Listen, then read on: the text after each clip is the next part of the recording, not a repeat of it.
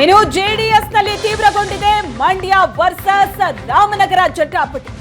ಕಾರ್ಯಕರ್ತರ ಪಟ್ಟು ಮಾಜಿ ಸಿಎಂ ಕುಮಾರಸ್ವಾಮಿಗೆ ಇಕ್ಕಟ್ಟನ್ನ ತಂದಿಟ್ಟಿದೆ. ಎಚ್ಡಿಕೆ ಸ್ಪರ್ಧೆ ವಿಚಾರದಲ್ಲಿ ಪರ ವಿರೋಧದ ಪಾಲಿಟಿಕ್ಸ್ ಜೋರಾಗಿದೆ. ಒಂದು ಕಡೆ ಮಂಡ್ಯದಲ್ಲಿ ಸ್ಪರ್ಧೆ ಮಾಡಬೇಕು ಅನ್ನೋ ಮಂಡ್ಯ ಕಾರ್ಯಕರ್ತರ ಒತ್ತಡ, ಮತ್ತೊಂದು ಕಡೆ ರಾಮನಗರ ಕಾರ್ಯಕರ್ತರ ವಿರೋಧ. ಇದು ಮಾಜಿ ಮುಖ್ಯಮಂತ್ರಿ ಕುಮಾರಸ್ವಾಮಿ ಅವರಿಗೆ ಇಕ್ಕಟ್ಟಿನ ಪರಿಸ್ಥಿತಿಯನ್ನ ತಂದಿಟ್ಟಿದೆ. ಮಂಡ್ಯದಲ್ಲಿ ಸ್ಪರ್ಧೆ ಮಾಡಬೇಕೋ ಬೇಡವೋ ಅನ್ನೋ ಗೊಂದಲದಲ್ಲಿದ್ದಾರೆ ದಳಪತಿ. ಯಾವುದೇ ಕಾರಣಕ್ಕೂ ಚನ್ನಪಟ್ಟಣ ಬಿಡಬಾರದು ಅಂತ ಚನ್ನಪಟ್ಟಣದ ಮಂದಿ, ಚನ್ನಪಟ್ಟಣದ ಕಾರ್ಯಕರ್ತರು ಬಿಗಿಪಟ್ಟು ಹಿಡಿದಿದ್ದಾರೆ. ಇವತ್ತು ರಾಮನಗರ ಮತ್ತು ಚನ್ನಪಟ್ಟಣದ ಮುಖಂಡರ ಜೊತೆ ಚರ್ಚೆ ನಡೆಸಲಿದ್ದಾರೆ ಕುಮಾರಸ್ವಾಮಿ. ಮಂಡ್ಯ ಸ್ಪರ್ಧೆಯ ಅನಿವಾರ್ಯತೆಯ ಬಗ್ಗೆ ಮುಖಂಡರಿಗೆ ಮನವರಿಕೆ ಮಾಡಿಕೊಡಲಿದ್ದಾರೆ. ಮಂಡ್ಯ ಸ್ಪರ್ಧೆ ಬಗ್ಗೆ ಇವತ್ತೇ ಎಚ್ಡಿಕೆ ಅಧಿಕೃತವಾಗಿ ಘೋಷಣೆ ಮಾಡುವಂತಹ ಸಾಧ್ಯತೆ ಇದೆ. ಈಗಾಗಲೇ ಚಿಕಿತ್ಸೆ ಮುಗಿಸಿ ವಿಶ್ರಾಂತಿಯಲ್ಲಿದ್ದಾರೆ ಬೆಂಗಳೂರಿನ ತಮ್ಮ ನಿವಾಸದಲ್ಲಿ. ಆದರೆ ಸಭೆಗಳ ಮೇಲೆ ಸಭೆ ನಡೆಸ್ತಾ ಇದ್ದಾರೆ. ಇವತ್ತು ರಾಮನಗರ ಚನ್ನಪಟ್ಟಣ ಮುಖಂಡರ ಜೊತೆ ಕುಮಾರಸ್ವಾಮಿ ಅವರು ಚರ್ಚೆ ನಡೆಸಲಿದ್ದಾರೆ.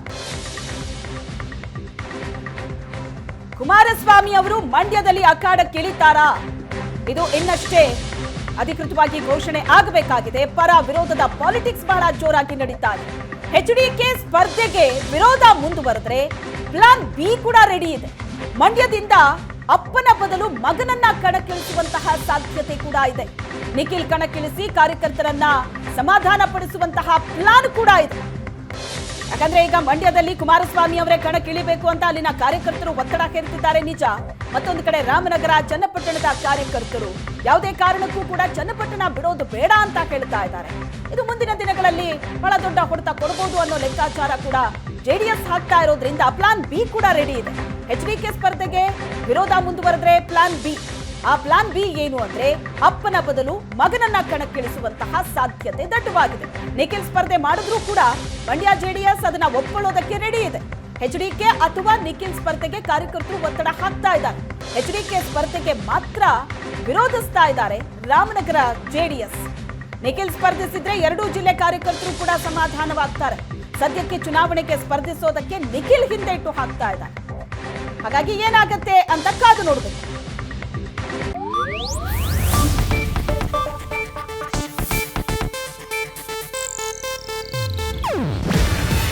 ಇದು ಏಷ್ಯಾನೆಟ್ ನ್ಯೂಸ್ ನೆಟ್ವರ್ಕ್ ಪ್ರಸ್ತುತಿ. ನೀವು ನೋಡ್ತಿದ್ದೀರಾ ಏಷ್ಯಾನೆಟ್ ಸುವರ್ಣ ನ್ಯೂಸ್.